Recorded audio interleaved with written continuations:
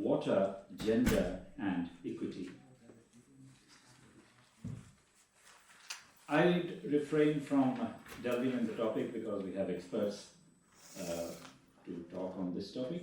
I'd rather introduce our moderator for this morning's session, Shri Vishwanath Sinha, Director, Policy and Technical Support, WaterAid, New Delhi. Mr. Sinha is a social development specialist with over 28 years of diverse experience across strategy, partnership, grant making, program designing, and scaling up, and also policy formulation. His strengths lie in deep understanding of Indian social issues, onboarding different stakeholders, and creating successful development models which have been scaled up by mainstream agencies, creating larger social impact. He has worked with best of the Indian non-profit organizations with different approaches, like hardcore implementation to policy formulation. His professional commitment extends to undertaking research work, which is well-read in his domain fields. He played a pivotal role in shaping strategy and bringing in institutional partnership for achieving scale up for Tata Trusts, India's oldest and largest private philanthropy and principal shareholder of the Tata Group. Currently, he works as Director of Policy with WaterAid, which is an international agency working in 35 countries. I have the pleasure of inviting Mr. Vishwanath Sinha to kindly moderate the session. Sir, please take over.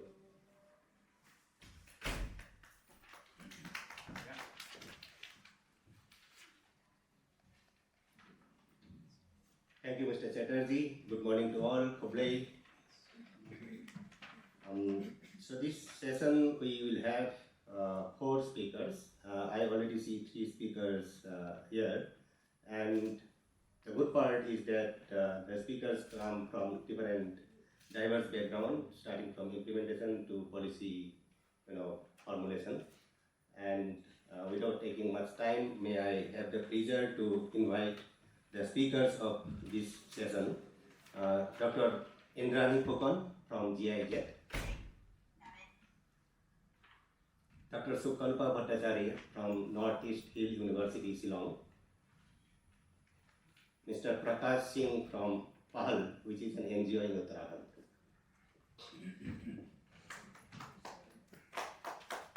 We expect Ms.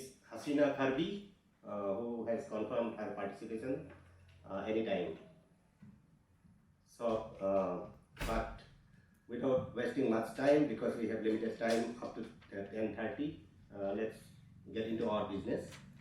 So we start. I take our seat, but before that, I think I start the motion, and for that I would request Dr. Indrani Phokon, who has experience of extensively working, among other things, in the hilly regions in India, to share with us her experiences on gender-sensitive approach towards natural resource management, particularly water management, in the hilly regions of India. And with this opening, deliberation by Dr. Phokon, we will move on to Mr. Prakash Singh, and if Ms. Hasina Kharbi comes in, probably she will talk about her experience in the state of Meghalaya in particular, and in some neighboring states of Northeast India, and then we will go to Professor Bhattacharya. But just for clarification for the audience, this session will be by and large in discussion mode and not so much on presentation mode. So there will be less PPT presentation and more discussion. And just to also put forward how we would like to proceed, since the number of audience here is not many, I think it is entirely on us to decide how we actually proceed. So I would imagine that after one speaker ends our part of the deliberation, we would not wait till the end of the session for question and answer. So after each speaker's, one part of the deliberation is over, it will be open for the audience to ask questions. So with this good, let's start. Good morning, all the very best. Over to Dr. Pukam.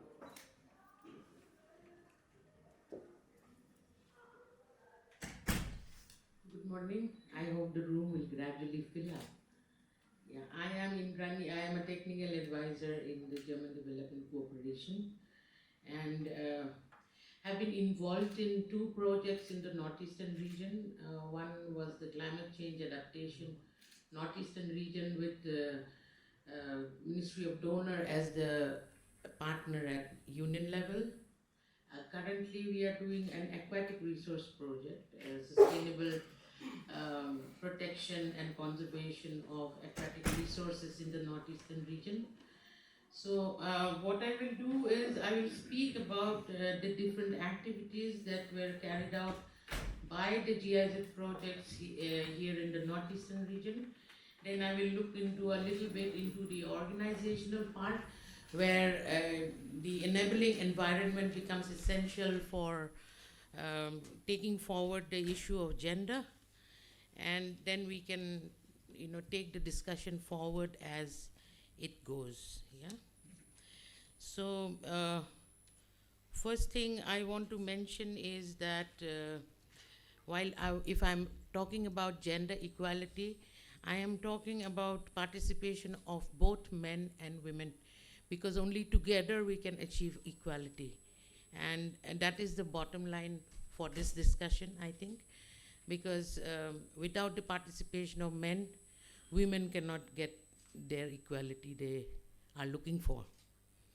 So looking into the different projects in the Northeast done by the Indo-German bilateral cooperation projects, we had the opportunity to facilitate the water policy of Meghalaya and Nagaland, and we also piloted a small water policy for the Jaintia Autonomous Hill District Council.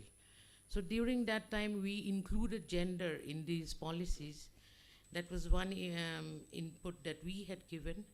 We look into participation of women at least 50% in our training programs. Whatever training programs that we do, we have to ensure that at least 50% are women. It is an extremely difficult affair because you don't find 50% women, but we try our best to get the target of 50%. In our work with Sikkim for the spring shed management, we also saw that having women in the participatory planning for the village water security plans was very effective, because by the participation of women in these making of plans and programs, the interests of both men and women are in the picture when you are developing such plans. We as projects, we generally focus on if we are talking about enhancing livelihoods, which we did in the climate change adaptation Northeastern region project. We looked into livelihoods, looking into alternate livelihoods to increase resilience of people. By having more money, people have more resilience. So in that way, we looked into livelihoods. There we focused on women-centric livelihoods. So in Meghalaya, for example, we worked with the sericulture department for enhancing the airy silk production. At the pre-loom stage, at the post-loom stage, at the loom stage, we introduced a German loom which was much more effective than the traditional looms, and the looms where you have to sit and weave. So this Flying It loom was introduced. The owner of the Flying It loom, the founder, was brought to Meghalaya, and he trained people to make that loom here itself in Meghalaya. We have many success stories from there. We have entrepreneurs who have taken this up. They are the master trainers now. We have capacitated the people of the states in order to take these activities forward. And there have been many many requests from Ministry of Textiles in order to propagate this flying it loom, because it weaves in an international standard. It is very comfortable for a woman to sit and weave, and more cloth comes out per day. Yeah, that kind of thing. So, yeah, looking into women-centric livelihoods, for example, was something which we did. And this brings me to the next part. As GIZ as an I just take examples because maybe it might help the departments also to look into, reflect onto their own organizations and see how these processes could be in place.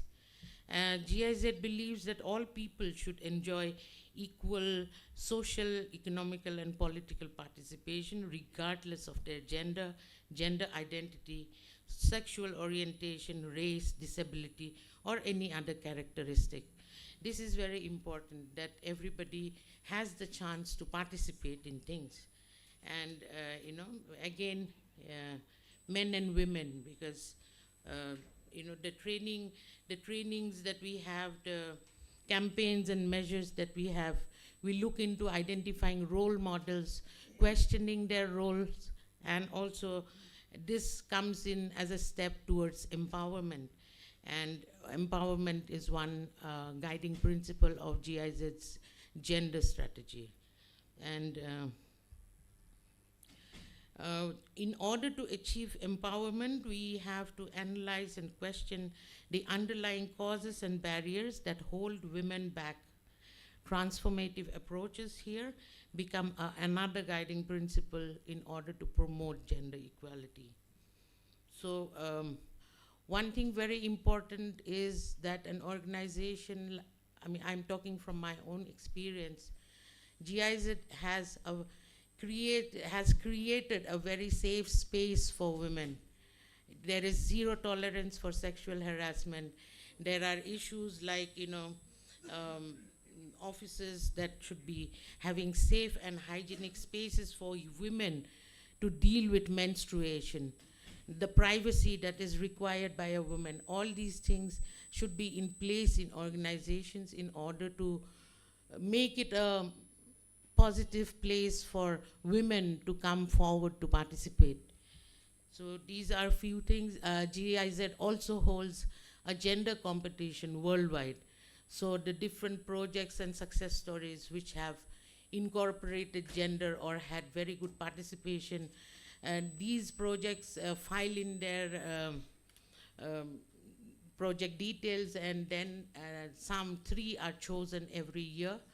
And we also have some innovative funds where people look into innovative ways to include gender in projects and programs. So these are ways in which we are taking forward the cause of gender. Our motto is gender reloaded, vision needs attitude, and attitude meets action.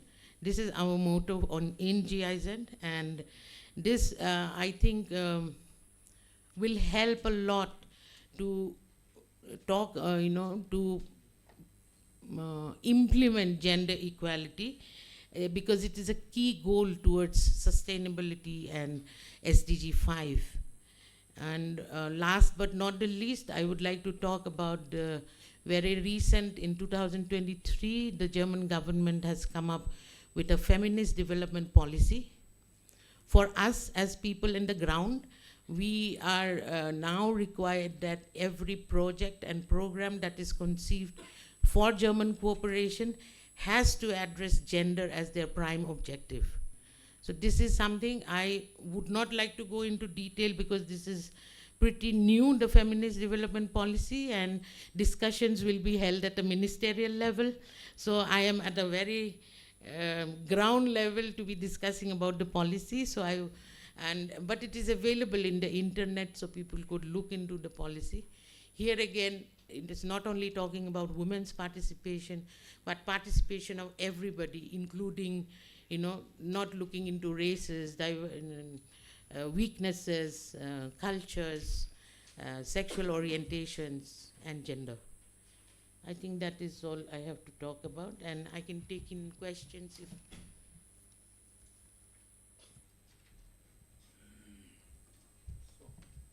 We'll do like this. So, thank you, Dr. Indrani Phukan, for rolling the ball for this session very nicely. Since at the beginning of the session there were not many people, so one thing we announced was that as this session also focuses on inclusion, we will follow the same principle here, and we would allow this particular session here not to be spoken only by the panel members, but we will give enough opportunity for the participants as well. So we declared that after each speaker speaks for that portion of the program piece, one can ask question. You don't have to wait till the end of the session for question answer session to come. So if you have any question so far from whatever Dr. Phukan has spoken, you are open for questioning, but please don't make comments. Just put questions. Thank you. Over to you.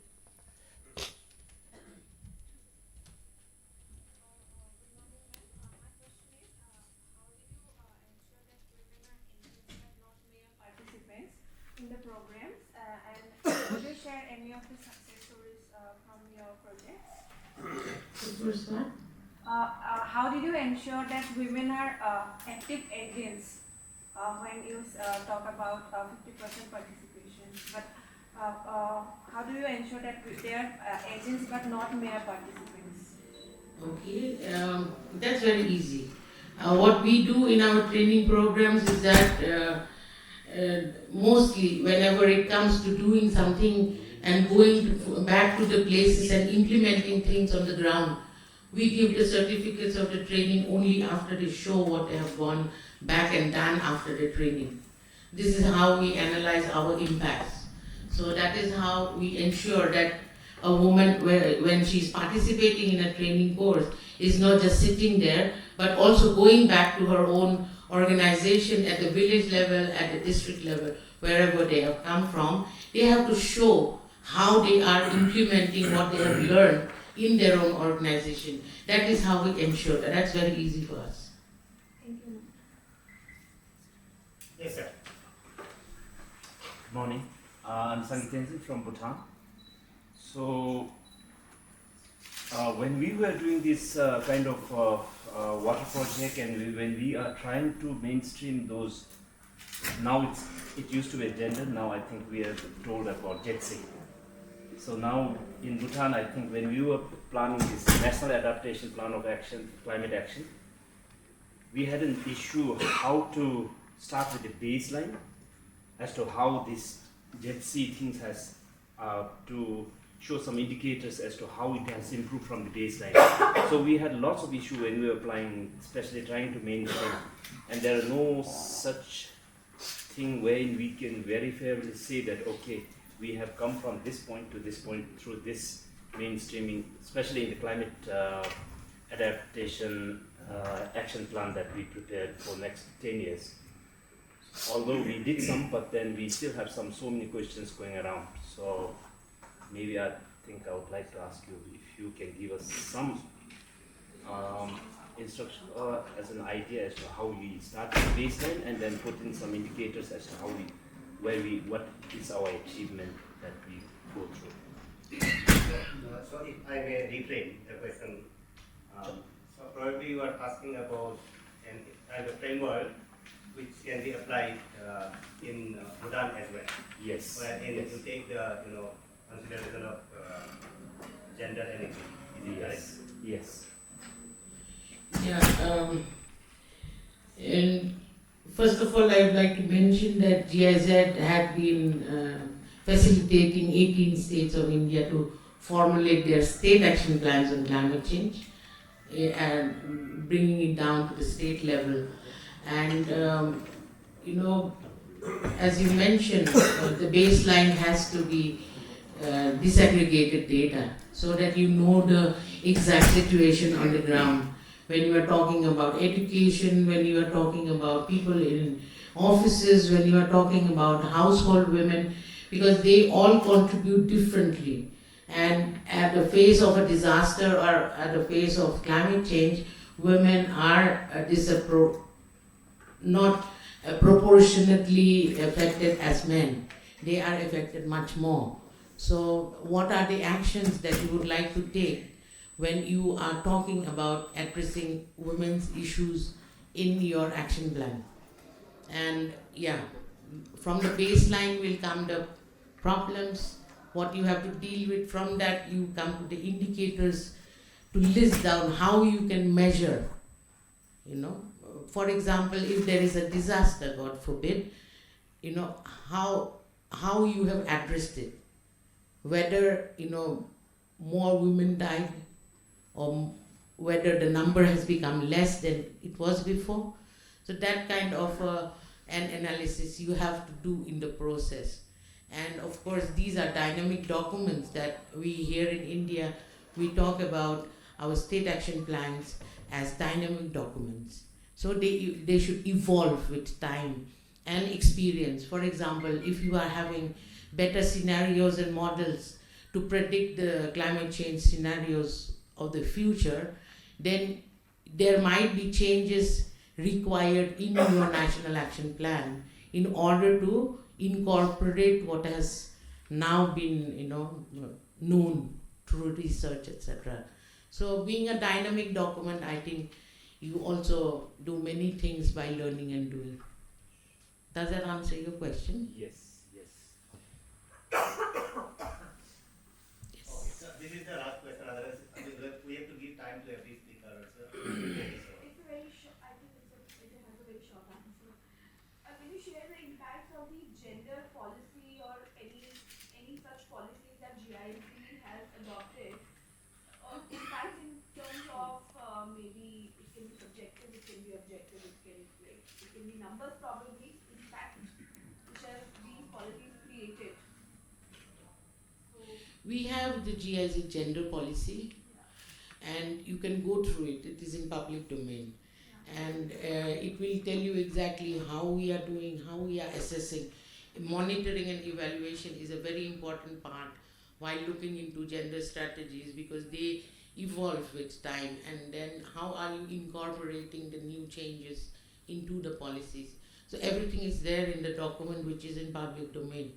I'm not the gender focal point of GIZ, so I think that that person would be a better equipped to answer your question. Thank you. So if there are more questions, we can take it up after all the presentations are over, and questions to each presenter is also over. So we now move to Mr. Prakash Singh. He comes from the state of Uttarakhand, and he has been part of implementation team which has done remarkable work in the mid-Himalayan region around Rudraprayag, where in contiguous geography of villages where they have implemented integrated water management program, and during the process they also have ensured the gender and equity part of the program, and some of those learnings have been incorporated in local governance. So I hand over to Mr. Prakash Singh for his presentation. Can we sit there? Because this light is really irking me. I can't see anything.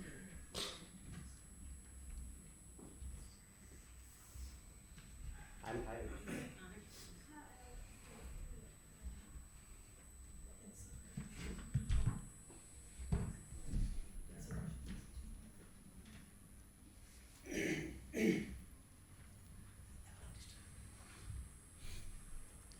Good morning, everyone.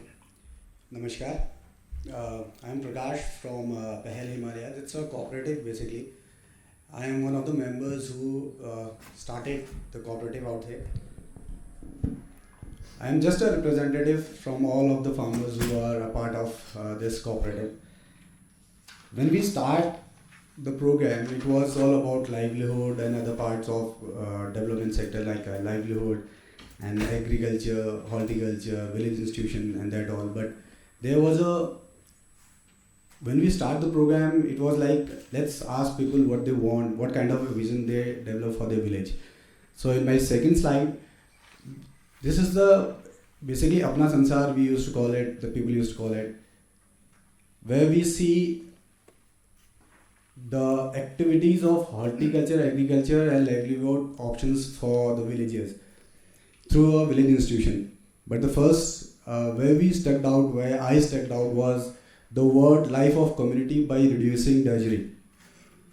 In my next slide, I will show why I stuck out here. This is just a Sansar where there are Himalayas, there are forests, the water will be at the top of a hill, then it will be distributed out in the entire village.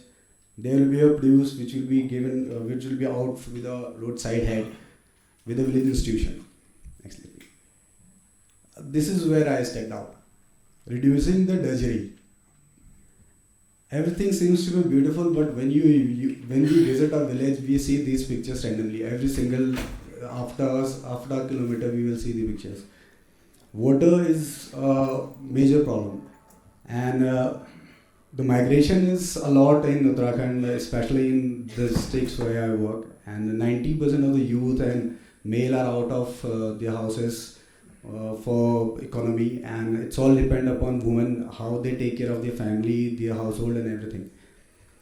And this is a minimum work of, they have 13 to 14 hours of a day where they work, starting from in the morning at 5, and they left their work at maybe 9, maybe 10. This is the regular routine. Even there will be a time when in summers they will wake up at 4, then they will end their night at 9 or maybe 11. And water, when everyone, even all of us, we started our day with the water, and we will definitely end our day with the water again. Depends upon how we use it, but they were spending around 4 to 5 hours in fetching water only, just because everything needed. They start the day with getting water for their household. Meanwhile, in the day when they get the time, and late in the evening also. And the biggest problem was the queue. They were staying somewhere, they don't have the household water taps out there in their houses, so they used to have long queue out at a place where they has to fetch water. So ये होता है कि the person who reached the earliest, he has a lot of buckets with her, or maybe with his family. अब उसने अगर 10 लगा दिया तो people will be next to her will be waiting for to finish her, and then they will get the number.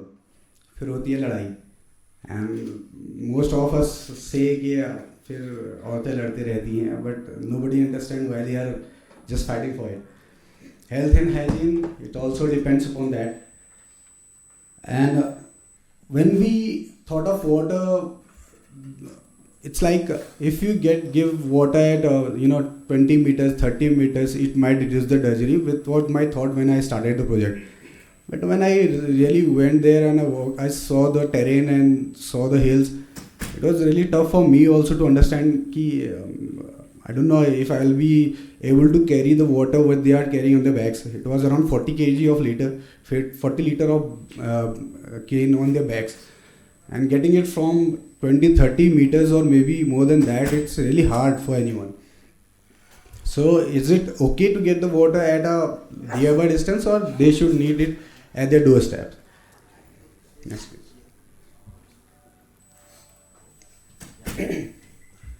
This is what we did. Basically, the institution which we say it's a basic. When we start something, then we should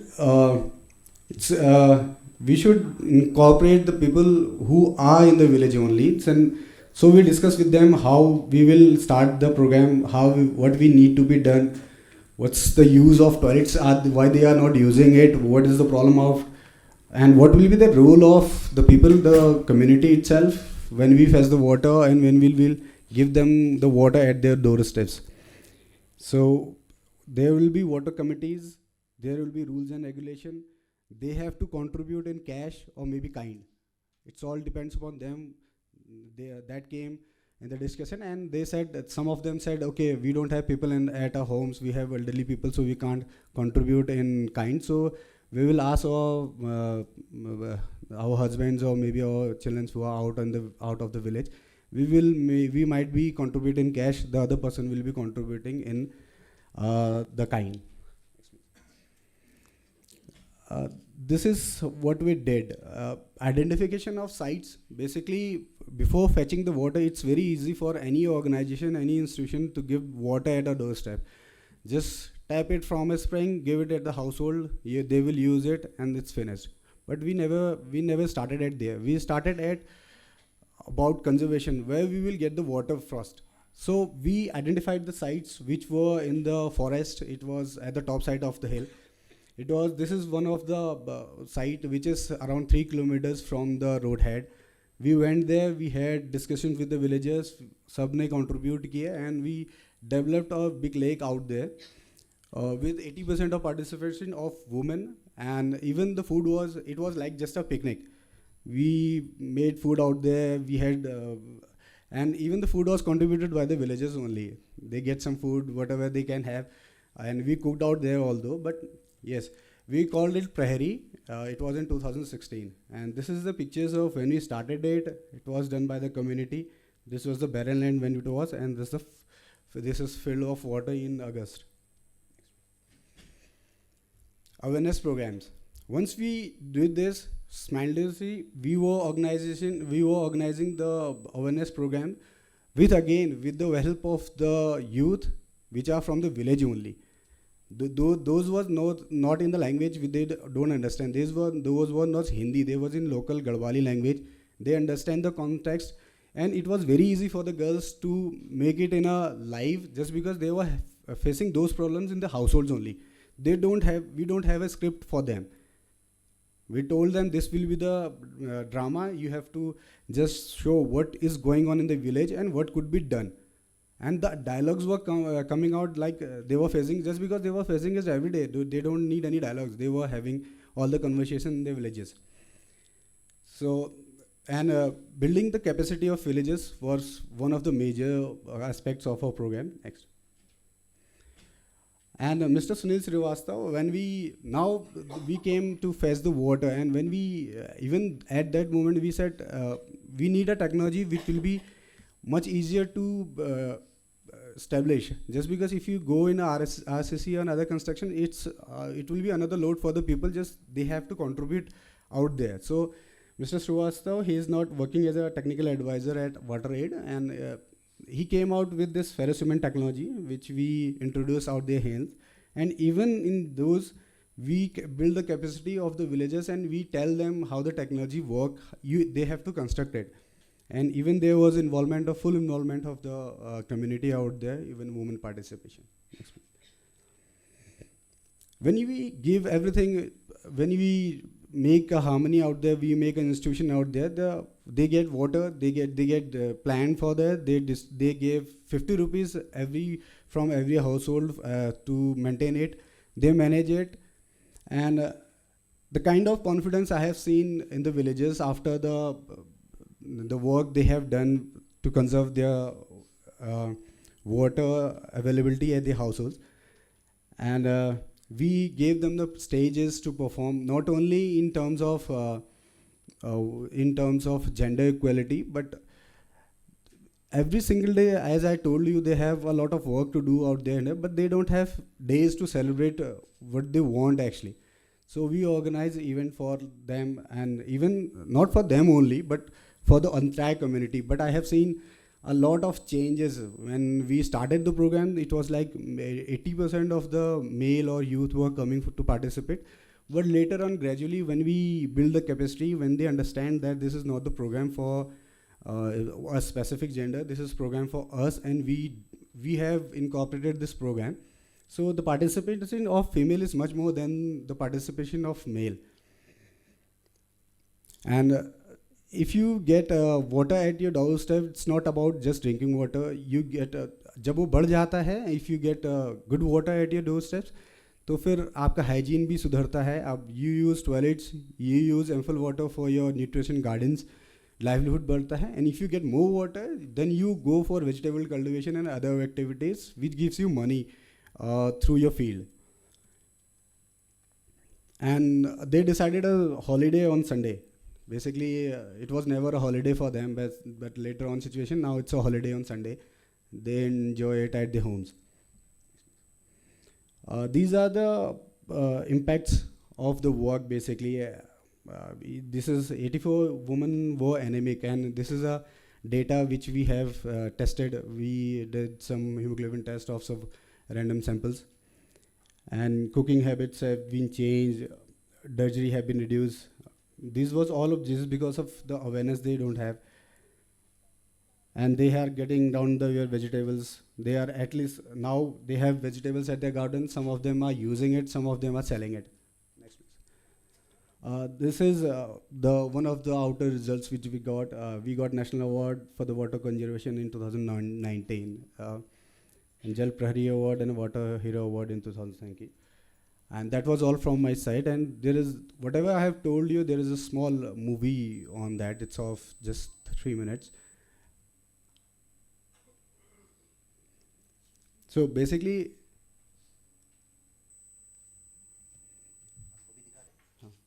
yeah, it's just of 3 minutes. Whatever we have done, it's in a movie. So, अभी क्या होता है कि when we start work, even yesterday we were talking about mistakes. We did a lot of mistakes even when we started the project. But I think when we think of water or drinking water, basically, it's not about just drinking water. It has changed the life of people.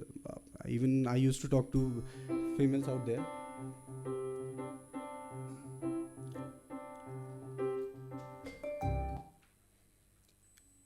So there were toilets with government gave them money, they built toilets, but they never used it just because it was taking a lot of water to use it, and they have a drudgery, they have to bring water for them. They was not into this animal husbandry work just because the animal need a lot of water. Even a buffalo need at least 50, 60, 70 liters of water in a day. So they have to fetch that also. So if you see at the entire story, it will change the life of a woman in hills basically. And this is the movie which I was talking about.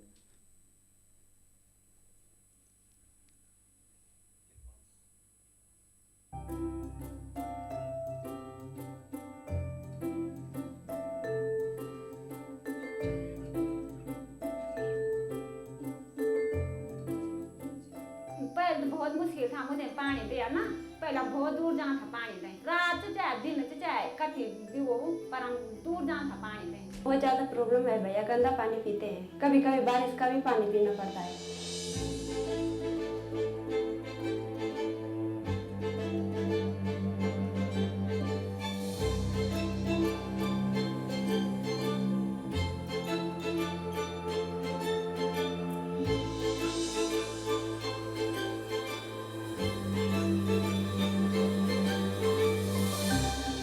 हम उस पानी को 6 महीने भी रोक पाए धीरे धीरे उसका रिसाव होता है जमीन में वो पानी रिसता है नीचे पानी के स्रोत बढ़ते हैं हमारे गांव क्यों इस प्रकार की योजनाएं होंगी तो पूरा देश लाभान्वित होगा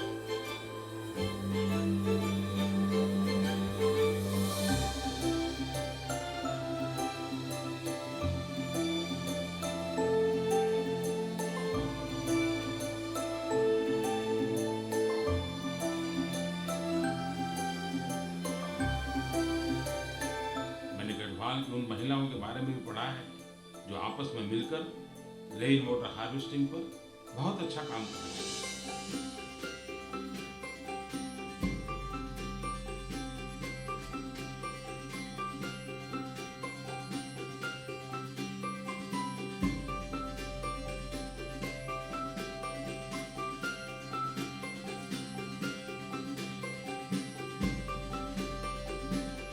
बहुत रिलैक्स मिल गया नहीं तो हमारी क्या अवस्था है 70-80 साल में पानी का बंटा उठाने की घर में नाला रखा है तो मिल रहा है पानी हमारे घर घर में पानी है तो हमने बहुत सुविधा हुई आलू भी हमारे बाजार में जा रहे हैं गोभी जा रही है जो भी उगा रहे हैं वो बाजार जा रहे हैं काफी बेचे जाना या करेला बेचे जाना वो बेचे जाना काफी में ना 6,000 बेचे हमारे ब्रोकली हुई फूल गोभी हुई बगैर सीजन की रोज सब्जी खाते हैं वहीं की हम बाजार से नहीं लेते लुटिया गांव के लोगों द्वारा जो उनके अंदर अवेयरनेस आई उन्होंने वाटर कंजर्वेशन में बहुत अच्छा काम किया।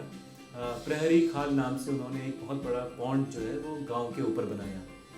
उस पॉन्ड की वजह से उनके सोर्स रिचार्ज हुए और जहाँ पर पानी की कमी उस गांव में पहले हुआ करती थी, आज की डेट में वाटर सरप्लस गांव के रूप में देखा जा सकता है। जो ख्याल से औरों को सीखने की ज़रूरत है, उससे स्प्रेड होना है।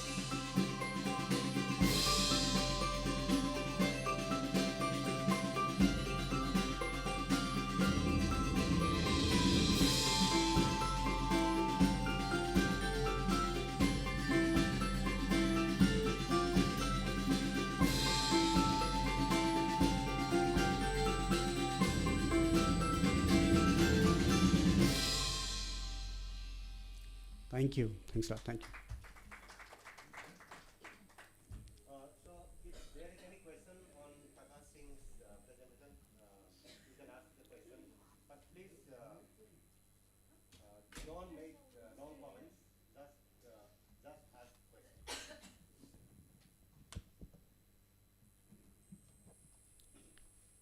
And if there is no question, we can come back in any case. So, thanks, Prakash ji. Yes, ma'am. So this is excellent and a very interesting presentation. Just ये पूछना था कि क्या आप लोगों ने कभी ये देखा है कि जिन गांव में महिला सरपंच हैं या महिला लीडरशिप है, वहाँ प्राणी के प्रति जागरूकता में कोई फर्क या इस तरह का कोई आप लोगों ने देखा है, कुछ एक्सपीरियंस है? मैं इंस्टीट्यूशनलाइज के नज़रिए से पूछ रही हूँ.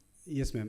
This is perfect. अभी it's been 2016 when we were working and 2018-19 की बात है जब हम ये सब काम कर रहे थे, and उसके बाद अभी ये और गांव में भी हुआ, and the projects we finished at that I got a call अभी आज से 3 महीने पहले. What happens कि जब आप लोगों को हम वो पावर देते हैं, specially in case of females की उनका है, उनके द्वारा मैनेज किया जाना है, they will take care of it. अभी क्या होता है कि people are making houses in the villages also. So there is a guy he came to the village and उसने that happens every in single place कि fitter को पैसा दिया and he gave a connection to his household. Female came out to know कि ये रात को ही काम हो गया कि without asking all of us he just taken the connection. They pulled it out, उसको फोल्ड लोड किया और उसके घर पे जाके पाइप दे के आ गए. He filed a case against them. वो पुलिस में केस चला गया. Police and they came with a letter कि तुमको कल थाने आना है और तुमने ये पाइप किसी के पाइप कैसे निकाल दिए. And they came again, they don't have any solution कि आप पुलिस वाले केस में तो कैसे जाएंगे. They give me a call कि said भैया आप बोलते थे this is your water, you have to take decision and now we have taken decision and there is a police. Now what we will do, we will fight up for us. So I told them that ठीक है, you have your resolution, you have your books, let the police came and give them what you have done, just tell them what you have done. तो लोग जब police आई तो they have a difference है. उन्होंने उल्टा ही हुआ कि उन्होंने फीमेल्स को बोला कि no you can't do it, पानी सबका है, सबके लिए है और आप उसको रोक नहीं सकते. Then I talk to them and said it's okay, आपको जो बोलना है बोलिए, but just listen to them also, just listen them once and check their papers what they want to show. तो उनके पास वो सब कुछ रिकॉर्ड है. They are giving 50 rupees every month, they are maintaining in their own ways, they have their resolution out there, they have their rules. तो अभी क्या हुआ कि वो कनेक्शन, तो उनका कहना था कि we have work for 22 days as a kind or cash. We have done in a kind 22 days into a labor cost. It's around 400 for in our places for females and 500 for males. 22 days into 500 days, he will submit the money, he will get the connection. And we will tell where the connection will be from, not the fitter, not the person. We will tell where will be the connection. Just because hills में क्या होता है कि the person at the top will get a lot of water, last तक पहुँचता ही नहीं है. So they also know कि वो पानी का flow कहाँ पर तोड़ना है. Just because if you will broke the flow at the higher place, then it won't reach the lower places. So this is what happening in the villages, and a lot of leadership has taken a major role in these things. Thank you. Thank you very much. Thank you. Prakash Singh ji, thanks. So from almost regional perspective from Dr. Fukon, now we got a presentation which is very localized but very interesting in the mid-Himalayan region. Now we move on to Northeast again, and I invite Ms. Hasina Karbi. She works in Meghalaya and other northeastern states. So my question to you, Ms. Kharbi, is so you started, working in the field of anti-trafficking, and then you moved on to, expand your work in agroforestry, entrepreneurship development, etc. And while doing, this whole lot of work, we know that in Northeast things are very difficult to implement, and also in work like anti-trafficking, the involvement is much more intense. I mean, whether involvement of gender and other aspects as well. So based on all your experiences, how this gender and equity thing can be brought into policy formulation when it comes to water management? This is something which we would like to hear from you. Thank you. Thank you so much. Should I just sit? I think I'm just quite comfortable to be sitting. How many minutes do I have? 10, 20. Okay.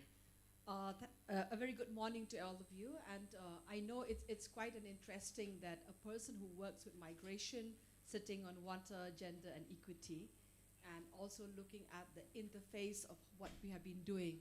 So I represent an organization called Impulse NGO Network. I'm a founder for the last 35 years from Shillong, and it has grown. We work in 5 countries, and our regional office is in Bangkok at the moment. So we grew through an innovations. I just wanted to highlight that when we go on a project mode on any issue concerning gender, the equity level cannot be achieved because it's very short term. That's my learning experience of 35 years. If we look at from an innovation perspective, then we make it inclusive in contextually that we bring the resources under one umbrella. And that's what the Impulse model stands for. The Impulse model is a 12 pillars model, and it is a 6 P's and 6 R's. And it is a model that got the World Innovation Prize in 2012 from the Northeast, and it went to 5 countries. So I think an innovation can come from any part of the world, but scaling out is an impactful element because it brings cross-border the issue of concern when people are on the move and how vulnerable they are to exploitation and human trafficking. While we talk about people on the move and exploitation, we often disregard that people move because of climate issues, people move because of disaster, people move because of employment opportunities, people move because entrepreneurship facilities or market facilities is not available. Our experiences with Nepal, people move because water is not there in the mountains and people are going more to the down level. And when we talk about the specific that the question was being put to me is that we work in 1,200 acre of land at the moment, and 300 acre in Mizoram, 300 in Manipur, 300 in Nagaland, and 300 in Myanmar. So I just came back because we just had a similar event like this to draw the impact of how we have brought gender inclusiveness, and we were just awarded by MasterCard in Washington, D.C., an initiative of the East that can go to different parts of the world, especially in area where people on the move like Syria. We're going to be implementing this initiative right now out there when there is a movement of people. Let me just highlight one thing. Our agroforestry initiative has been brought together in the 3 states, mainly because of one specific reason. Deforestation emerged when people have no food. Deforestation basically affects the water condition and the water bodies of any ecosystem in a region. And I think Meghalaya experienced the same. The 3 northeastern states that we're working, especially in the Indo-Myanmar border, experience the same. So we realized that when people move to one space, it brings a collation of people where resources gets limited.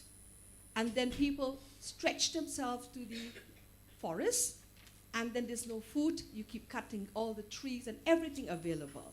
But that is a human right. For me sitting here, if I'm migrating and I need to survive, especially women and girls who are more vulnerable, I will do anything to make my child having all the access. So we try to revert the way the innovation works. So one of the pillars of our piece is impulse model prevention. So under that, what we brought in is 50% of host communities and 50% of people who are displaced from Myanmar at the moment. And what we tried to look at with a question I think one of our participants asked, how do we really align the numbering? So we use an app called Kobo. It's normally used by the UN. And we implement terms of tracking participations of men and women in the larger scale. But when people are on the move, we find that women are concentrated on the hard labor work while the men are taking the other role. But we wanted to bring in equity. I don't believe in equality, I believe in equity, because I don't think as a woman in 35 years I've always asked for my space. I felt we can participate the same way, we can stand in the same way. It's just the support system that needs to be more expanded.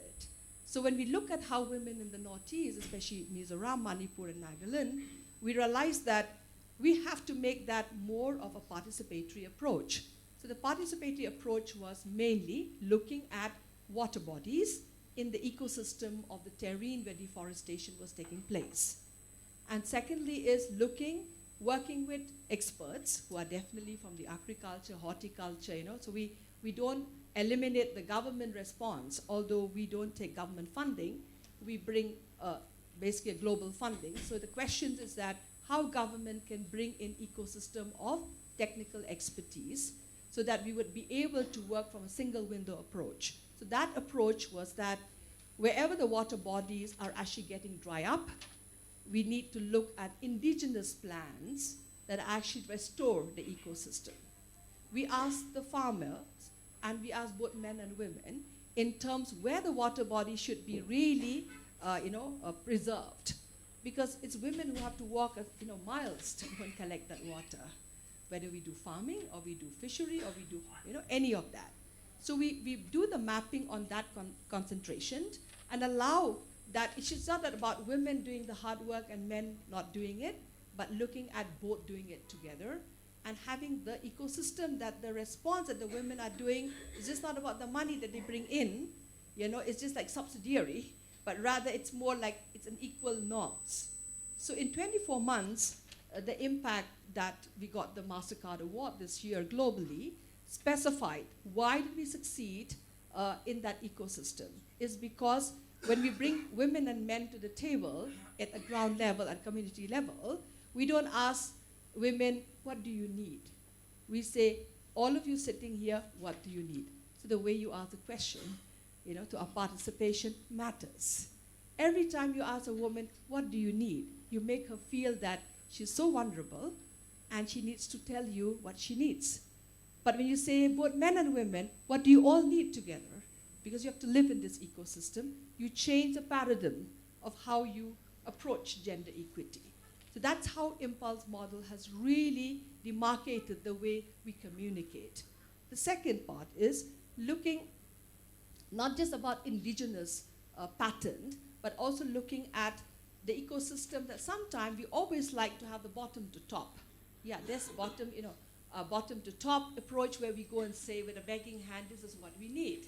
And sometimes we are like from the top to the bottom, we say this is what you have to implement. There's never a middle part. I think when we look at climatic conditions or when we're looking at water, gender, and equality, it cannot be top to bottom or bottom to top. There has to be a middle part where the engagement of a dialogue has to start happening. And that cannot just be at the government level, community level, or at the ground. It has to be at all levels. So if we talk about equity, it's about the part. Where is the mid-part way of how gender is being approached? The other is that when we took in terms of who carries the water to come and cook, and how much is that water is going to be, because the women spend maximum of the time beside farming that we have been doing, in also the cooking and the other ability. Then we look at how can then men look at the participation of bringing that food in while she's cooking. So we look at all these dynamics, of communities, and we also have to accept that gender in every culture plays differently. Approaches is very different. The dynamics is very different. At a global level, we talk gender in the same level, but we cannot omit culture and practices on the ground. We have to take the focal point of what really affects the way gender communication happens at the ground, and you take that as a roadmap then to navigate, the whole process of speaking about gender. So we utilize that kind of a communication when we're working with the agroforestry and the multiple food cropping. So the multiple food cropping is do not leave the land barren where the food is not going to be enough. So it's basically just not one plantation. So in this 300 acre that we have land agreements with each state, basically from the communities. We provide access from seedlings to manure, to tools, to training that we collaborate with the government, but at the same time, they choose the choices of food. Why?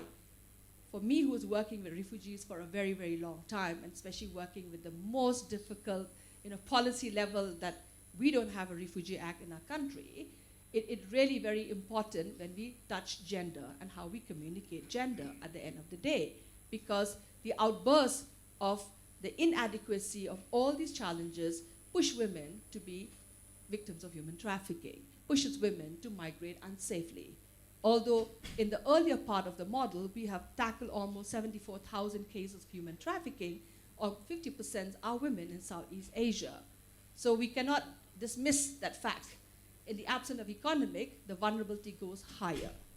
And the other aspect is we have a social enterprise called Impulse Social Enterprises. We work with 30,000 weavers in the northeast of India, where we work with different indigenous groups. Of course, our brand is called Impulse Empower. You can always check on our website.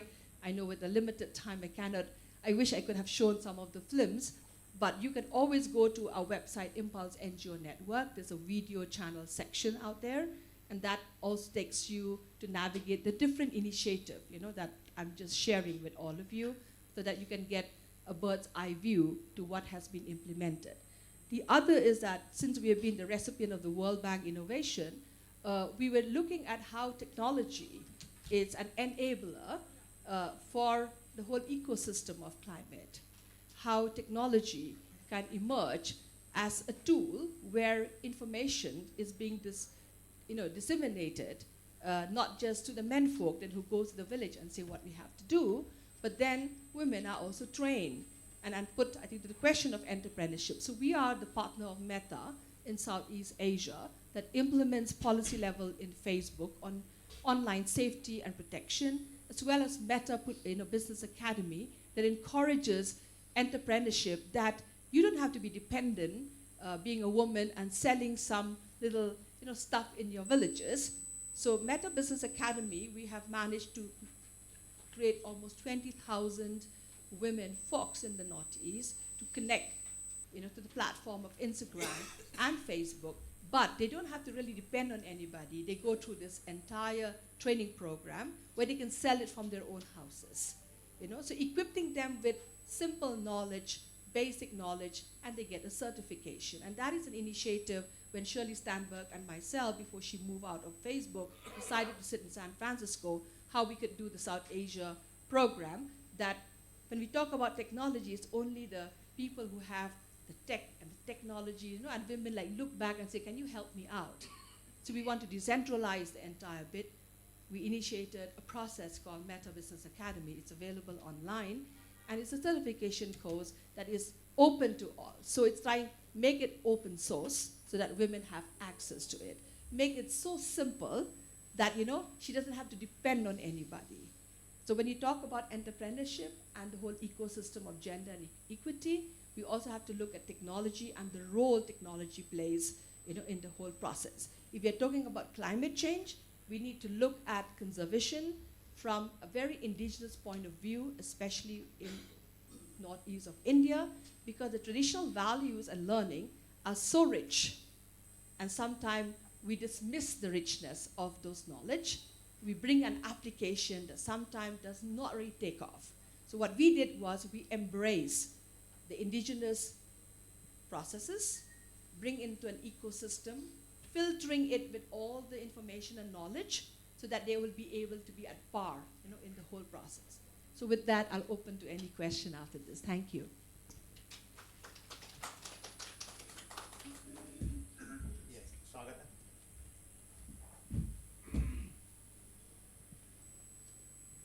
Thank you, ma'am.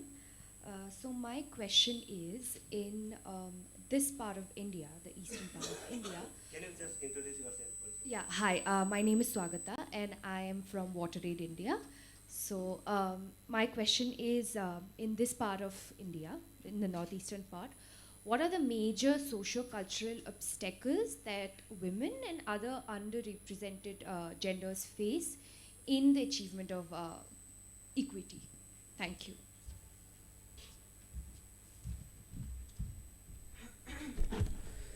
So I think let me start with our own culture in Meghalaya.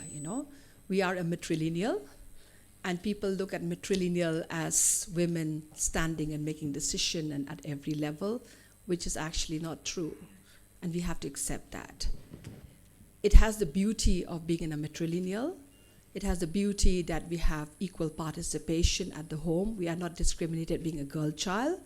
But when it comes to the whole ecosystem of how gender operates, because the cultural identity of women are there to back the men, which is also beautiful, is very important. So it doesn't become too much of a feminist movement, the way we are trying to at par and fighting for our own roles. But the end point is that, where do you bring the dialogue? Let me start with Meghalaya. In Meghalaya, we realize that we have a lot of women working, but we don't have a lot of women making decisions or at the decision level. When we look at decision level, we don't have to really look at decision at political level. We have to look at equal levels at different sectors of it. Those dialogue needs to also not dismiss the fact of how the culture has emerged, but we also have to look at how the culture can relook at women's and their participation, so that we have more of an equal level of not disorienting that the beauty of being an indigenous matrilineal also have to go back to the earlier portion, that there was an equal participation of work. It's just that the ecosystem make us as women that we should be there in the back supporting what the men are as they go out. And we forgot that in a global world today, we also have to move on to be at the forefront and make those decisions. So these are very sensitive issues and thin-lined of how you discuss gender or equity. If you're looking at different culture in the Northeast too, women are the most hardworking part. I've worked with multiple layers in 35 years of my life. But at the end of the day, when they're sitting in any of a traditional, what we call it, meetings in a village, indigenous village, you will see women in one end and you'll see the men in the other end. By culture, that is respect. But in today's world, it talks about division of no equity. So it's time that we make this communication that there is a movement. It's just the way you sit. I think it's beautiful that we didn't sit men and women separately in this room. So these are simple things of how culture plays in the way we talk about equity. But then when you're looking at, and this is a very Southeast Asia context, as women, we feel that, we embrace the womanhood and the femininity, but at the same time, we embrace it so much that we forgot the roles of actually making decisions or participation in decisions. So we always have to look at the beauty of how culture play in equity and how do we maneuver that into a communication that does not become an obstruction to gender equity to women and leadership, but how we make that communication much more non-challenging, but yet more aligning to how we talk about it. Just simple things like when we have a meeting, the women and the men. These are simple things that sometimes we forget, right? But then that is how we have always addressed in the larger run, of how the model has worked, especially in the prevention, is looking at small little detailing. Like our livelihood initiative called Impulse and Power, all the weavers that we have from different communities. It's amazing because we have a decentralized raw material distribution. You wouldn't believe when we started it off all women just weaving and weaving and weaving. Today, all the villages, we have the men and the husband driving the cycle and dropping the raw material, So the craftsmanships and the creativity can be women, but the raw material is a participation. The money that comes in, it's a contribution of both. So it's very important to look at economic and equity from these simple level in cultural contexts of where we come from. You know, I'm giving you more specific to the Northeast, but it's very much the same because for us, Myanmar is similar because we work there, Nepal is similar, you know. Bangladesh is a bit different, you know, but then Thailand, where we work, where our regional office is there, is the same because we work with many communities. But we always often see that these dynamics are often being dismissed. You know, the moment we sit in the boardroom like this, you know, some of us who have managed to be here and talking often forgot from where we come from and how we navigate that work.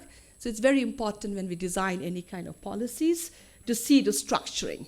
I think our presenter said about the water and how the women are, right?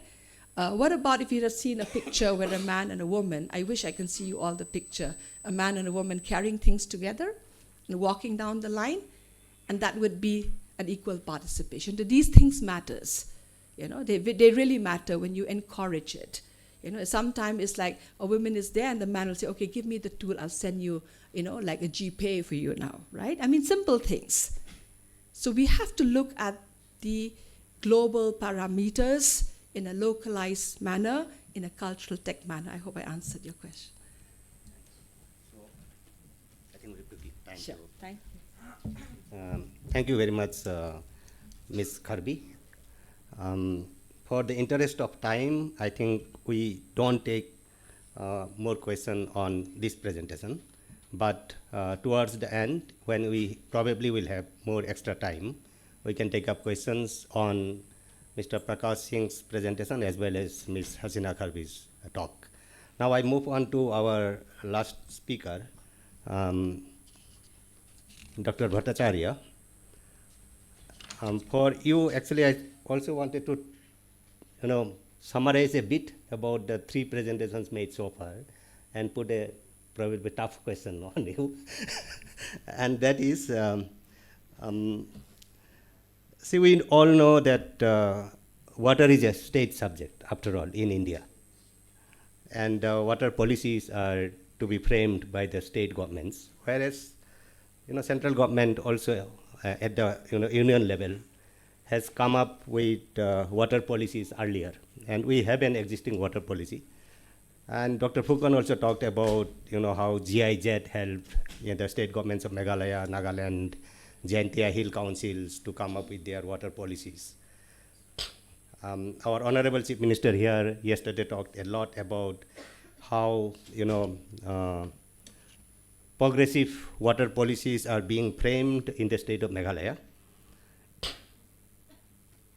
So from all these, you know, aspects, since you also deal with the gender study in one of the premier universities over here, I would like to hear from you, what are the implications of all these policies? Implications particularly on the communities. That is question number 1. And, you know, just to supplement it, see, of late at the policy level in India, we often hear these terms, Nari Shakti, Lakpati Didis, wherein the emphasis is given on, you know, empowerment of women in particular.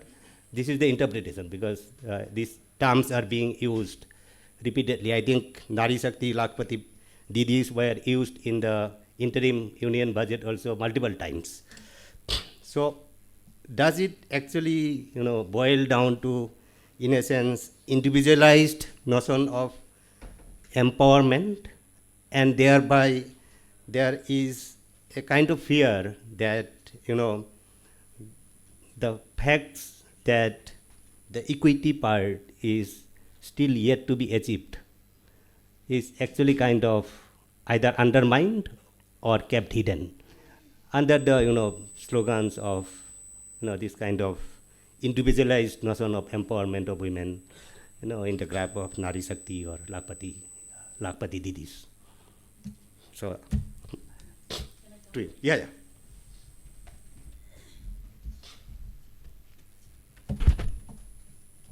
Thank you, Mr. Sinha, and a good morning to everyone. I will come to your question, but before that, I just like to mention that when we analyze any issue, our own subject position is very important. From where do I speak? Who do I speak for? And what is it leading to?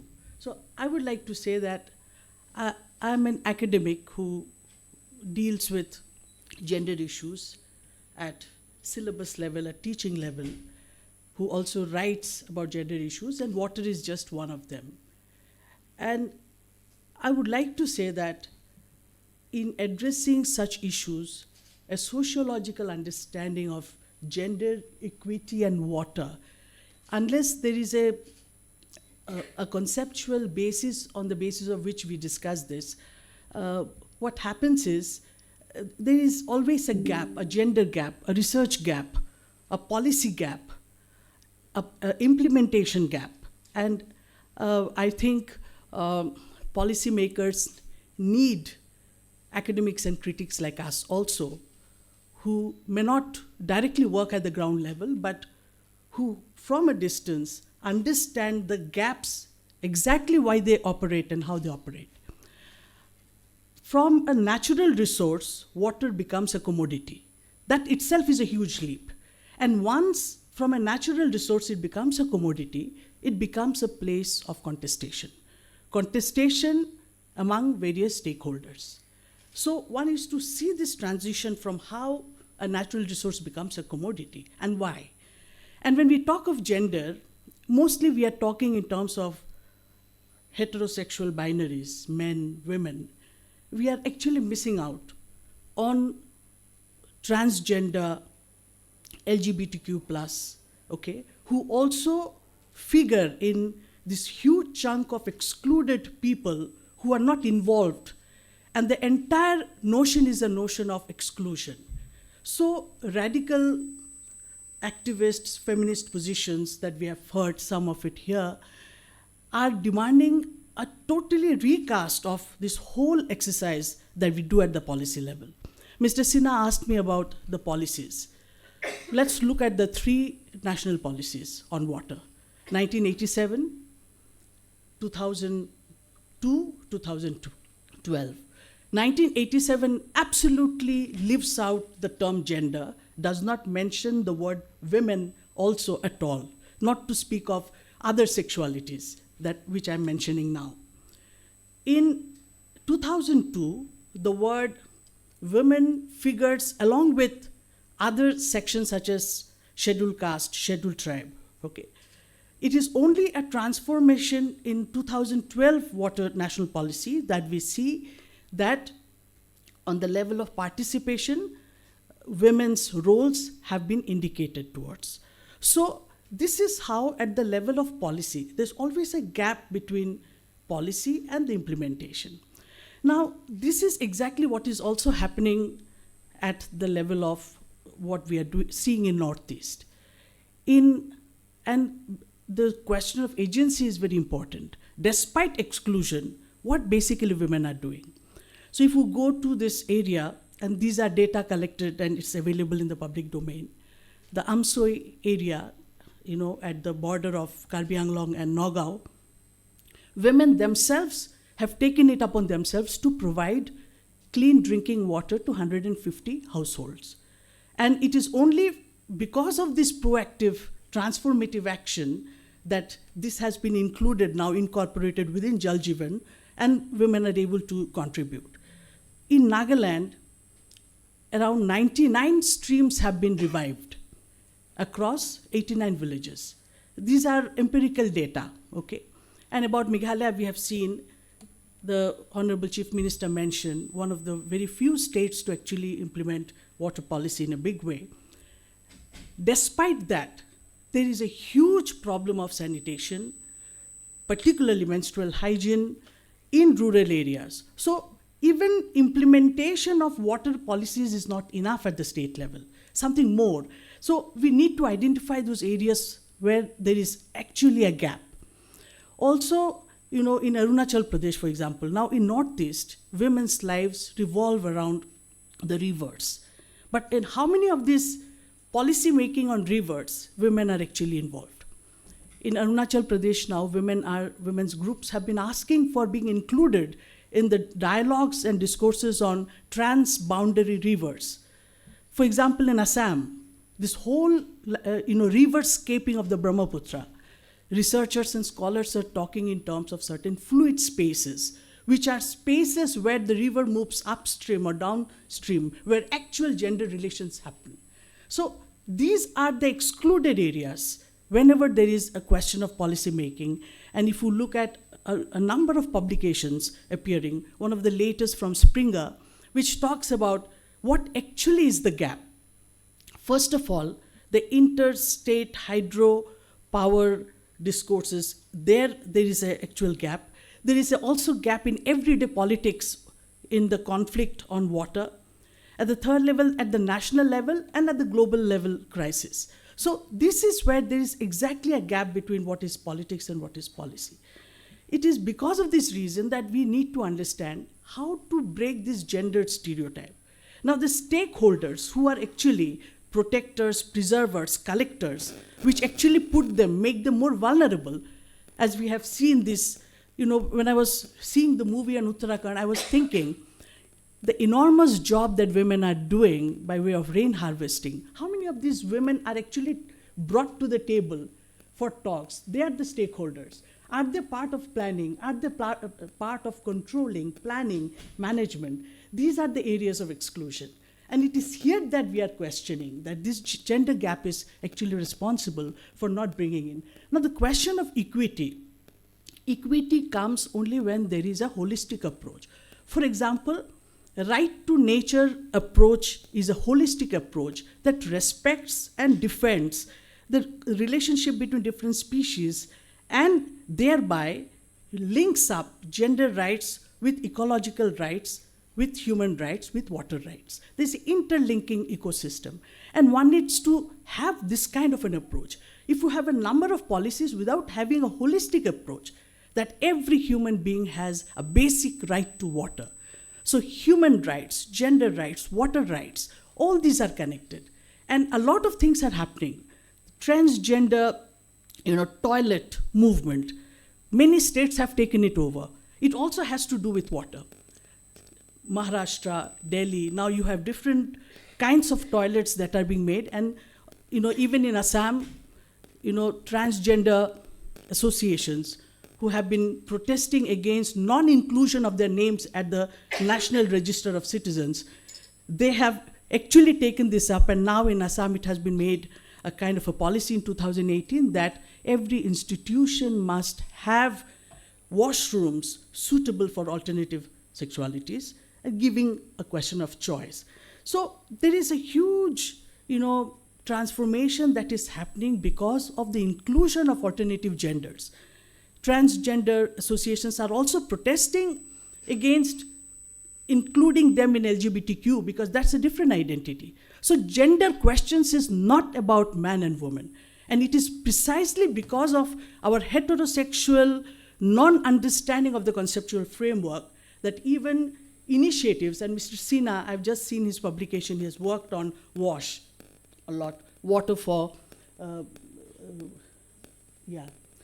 So for water in sanitation and hygiene, what is happening is our perception is very patriarchal.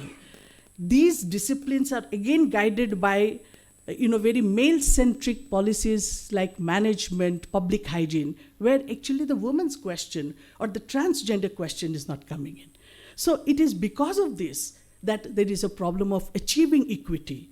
And once we adopt an approach whereby we are able to address these issues, I firmly believe that we would be able to move towards some kind of an equity, not equality. Again, this confusion between which Ms. Kharbi made very wonderfully clear that equality is not equity. And we talk in terms of equality. Equality is not what the genders want. Equity to each according to his wants. Everyone doesn't have the same needs.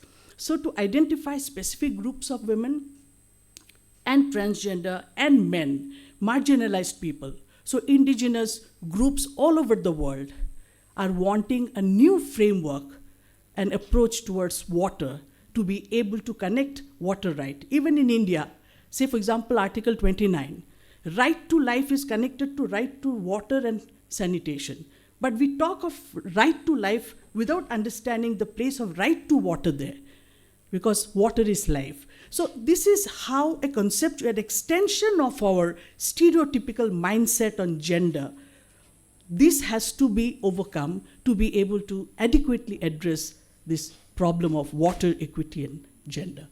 For now, I will stop here. Thank you.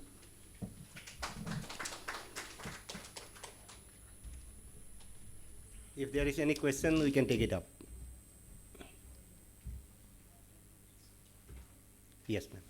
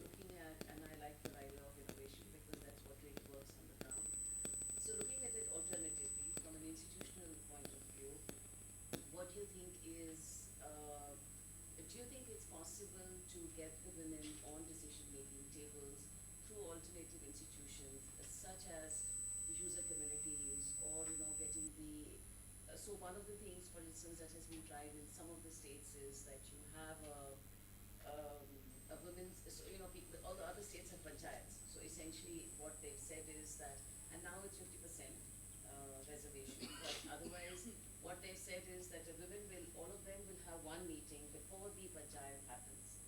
And then, whatever the issues that emerge go into the meeting of the panchayat, and those are the issues that the panchayat then has to answer for. So I'm just wondering if we can explore some of the alternative institutional mannerism which the state governments can then adopt and say, well, whether it is through the SHGs which will come up with, a kind of a plan for a village, or at a district level which will then feed into this, because I know that, changing these institutions is going to take generations. So what is it that we can do now where we can bring the decision making and all the practices that women know much more about, not just in water but also in farming, in forestry, which is all connected. Do you have any kind of suggestions as to what that can do? Because I feel that is a need of the hour. That how do we get these people on the, because they, the government of India also has a whole program on indigenous traditional knowledge, but not much has come out of it. Unless and until we institutionalize it and it has the government backing and it's adopted by people, men in the community. We keep talking about the women, but my experience tells me that it's the men who need to change their thinking. So women change their thinking, they're more practical. Men don't. So I'd just like to hear your views on if this. Yeah, I mean you and Even I think even Dr. Fukan is also keen to. Yes, please, all of you. So Yeah. for just for time management point of view, Mr. Chatterjee, can we extend by another 5-10 minutes? No, actually, because we have another session. We have another session at 10:30. But at It's least a plenary. It's a let's plenary. take this question. Yeah, we can just take this question and we have to wind up. Maybe I just give a quick answer. I'm really inspired by this concept of Jal Sahelis. There is an NGO called Parmat, and they have these Jal Sahelis. These are these women who come forward on their own, and of course I'm not talking about the northeastern region at the moment, but this is a really inspiring story you can go through. It is an organization called Parmat, and they support these Jal Sahelis. These women, they have received President's Award as well. And what they do is they become part of the panchayat. They have a say in the water usage plans of the different districts and also at the village level. And what I have seen from them is this whole enthusiasm that, places where there are 300 millimeter of rainfall in a year. Here we are talking about 1000 millimeter of rainfall within a day. There you have 300 millimeter rainfall over a year, and even then the water becomes, the village becomes self-sufficient. Because of this, these, women with transformative ideas and their will to do something and be there in the ground. GIZ supports them in some way or the other, but we really should draw inspiration from women like them, and the government supports them. They are part of the panchayat, they become part of the panchayat so that they have a say in the water usage, and they have conserved areas, they have grown forests, they have, the examples that we have seen in the last 2 days, these are spearheaded by these Jal Sahelis.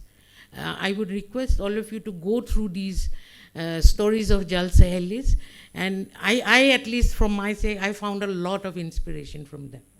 Thank you. Thank you, Dr. Pukon. All right, I'll just briefly, I know, and we could talk over outside. Rahul just gave me that. I think as alumni, we both need that.